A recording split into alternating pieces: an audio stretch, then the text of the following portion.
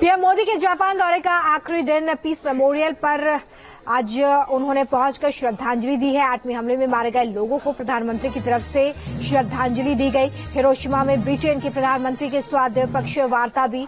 PM Modi और ऋषि सुनक की द्विपक्षीय वार्ता, लेकिन उससे पहले आठवीं हमले में मारे गए लोगों को प्रधानमंत्री नरेंद्र मोदी की तरफ से श्रद्धांजलि दी गई है। ये तस्वीरें हम आपके सामने रख रहे हैं। 3 तस्वीरों के जरिए आप ये समझिए कि किस तरीके से प्रधानमंत्री ने शांति संदेश भी दिया है। साथ ही आठवें हमले में मारे गए लोगों को श्रद्धांजलि देने के लिए वो पीस मेमोरियल भी पहुंचे। ऋषि सुनक ब्रिटेन की तरफ से जो पहुंचे हुए हैं वहां पर उनकी यहां पर मौजूदगी और उनके साथ द्विपक्षीय वार्ता में भी प्रधानमंत्री शामिल हुए हैं। ये 3 तस्वीरें हम आपको दिखा रहे हैं। तो देखिए किस तरीके से वैश्विक मंच पर भारत लगातार मजबूत होता जा रहा है। इससे पहले भी वैश्विक मंचों पर भारत की जरूर तारीफ हुई है, लेकिन इतनी ज्यादा तारीफ इससे पहले कभी नहीं देखी गई।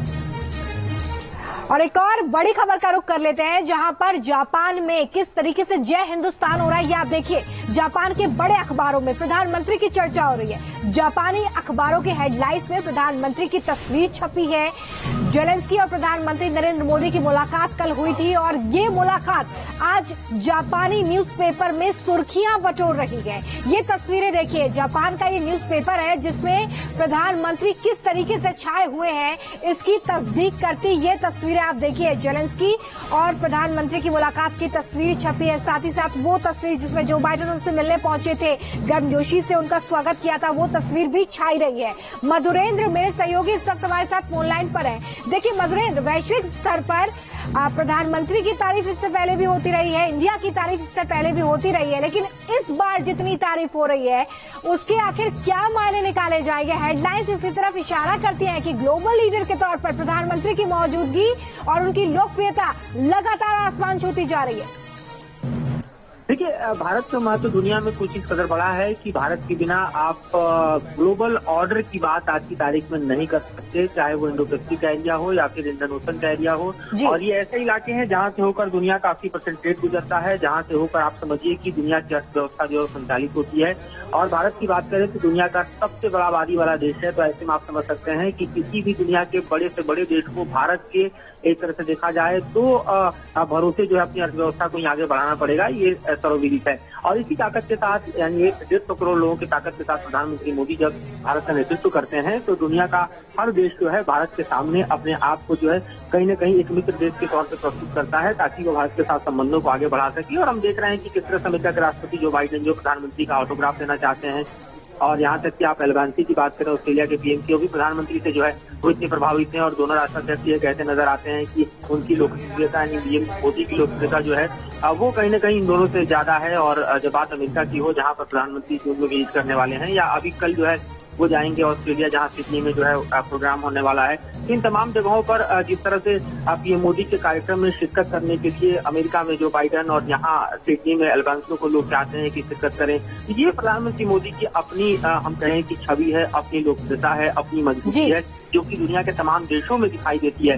तो डायस्पोरा से लेकर और आप देखिए कि डिप्लोमेसी तक ये ऐसा विंडो है जहां पर हर जगह प्रधानमंत्री मोदी दिखाई देते हैं। और यही भारत की ताकत जो है वो दिखती है, जिसको लेकर हम देख रहे हैं कि क्वाड की बैठक हो, चाहे G7 की बैठक हो, या फिर बायलैटरल विजिट हो, बायलैटरल टॉक हो, इन तमाम जगहों पर मोदी के बिना जो है किसी महत्व की बात नहीं किया था। बहुत शुक्रिया मधुरेंद्र, हमारे साथ जुड़ने के लिए, तमाम जानकारी के लिए।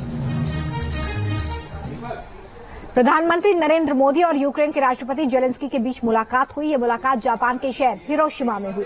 इस मुलाकात के आखिर क्या मायने हैं? क्या मोदी महायुद्ध को रोक पाएंगे? वर्ल्ड पॉलिटिक्स में क्यों अहम है प्रधानमंत्री नरेंद्र मोदी? जरा इस रिपोर्ट के जरिए समझते हैं।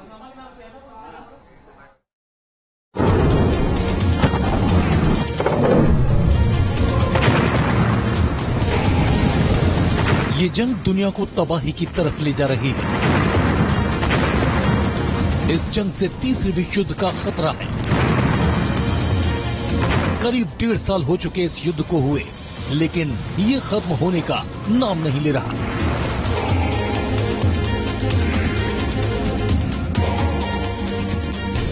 पूरे विश्व पर मंडराते खतरे के बीच सिर्फ एक शख्स है जिस पर दुनिया की निगाहें टिकी हुई हैं। वो शख्स है हिंदुस्तान के प्रधानमंत्री नरेंद्र मोदी। क्या मोदी रोकेंगे महायुद्ध? सब जानते हैं कि यूक्रेन जंग की चिंगारी पहले यूरोप फिर दुनिया को तबाह कर सकती है। दूसरे विश्व युद्ध में जापान के हिरोशिमा ने सबसे भयंकर त्रासदी झेली थी। उसी शहर में एक मुलाकात से जंग के टलने की उम्मीद जगी है। हिरोशिमा में प्रधानमंत्री नरेंद्र मोदी और यूक्रेन के राष्ट्रपति वोलोदिमीर जेलेंस्की के बीच मुलाकात हुई। जंग के बीच हुई इस मुलाकात को बेहद अहम माना जा रहा है। मेरे लिए यह मानवता का मुद्दा है, मानवीय मूल्यों का मुद्दा है। युद्ध की पीड़ा क्या होती है ये आप हम सबसे ज्यादा जानते हैं। लेकिन पिछले साल जब हमारे बच्चे यूक्रेन से वापस आए तब उन्होंने परिस्थितियों का जो वर्णन किया उसमें मैं आपकी वेदना और यूक्रेन के नागरिकों की वेदना भली भांति समझ पाता था, उसका अंदाज लगा पाता था। इसमें दो राय नहीं है कि यूक्रेन जंग के खात्मे में भारत की सबसे अहम भूमिका होने वाली है। मुद्दा सिर्फ यूक्रेन का नहीं है। इस जंग के जरिए महाशक्तियों का टकराव देखने को मिल रहा है। एक तरफ रूस के राष्ट्रपति व्लादिमीर पुतिन है तो दूसरी तरफ अमेरिकी राष्ट्रपति जो बाइडेन। अगर इस वक्त दोनों नेताओं के बीच कोई आम सहमति बना सकता है तो वो है प्रधानमंत्री मोदी। पीएम मोदी ने जेलेंस्की को हर संभव कोशिश करने का भरोसा दिया है। इसके समाधान के लिए भारत और निजी रूप से मैं स्वयं हमसे जो कुछ भी हो सकता है हम अवश्य करेंगे। प्रधानमंत्री मोदी की अहमियत का अंदाजा इस बात से लगाया जा सकता है कि जेलेंस्की पहले भी मोदी से इस मामले में हस्तक्षेप की अपील कर चुके हैं। जेलेंस्की पीएम मोदी से जंग शुरू होने के बाद से फोन पर बातचीत करते रहे हैं। अब दोनों नेताओं की पहली बार मुलाकात हुई है। दुनिया यही दुआ कर रही है कि हिरोशिमा से निकली अमन की आवाज यूक्रेन जंग को रोकने में मदद करेगी और इसमें हिंदुस्तान और प्रधानमंत्री मोदी की सबसे बड़ी भूमिका होगी। Team news nation. प्रधानमंत्री नरेंद्र मोदी का एक ट्वीट भी सामने आया। प्रधानमंत्री ने जापान की यात्रा को शानदार और कामयाब करार दिया। जापान की यात्रा शानदार और बेहद कामयाब रही है। प्रधानमंत्री नरेंद्र मोदी की तरफ से ये ट्वीट किया गया है। G7 समिट में कई नेताओं से मुलाकात हुई, इस बात का जिक्र भी प्रधानमंत्री के ट्वीट में मिलता है। और आगे उन्होंने कहा है कि वैश्विक नेताओं से कई तरह के मुद्दों पर चर्चा हुई है। जापान की ये यात्रा सार्थक और उपयोगी रही है।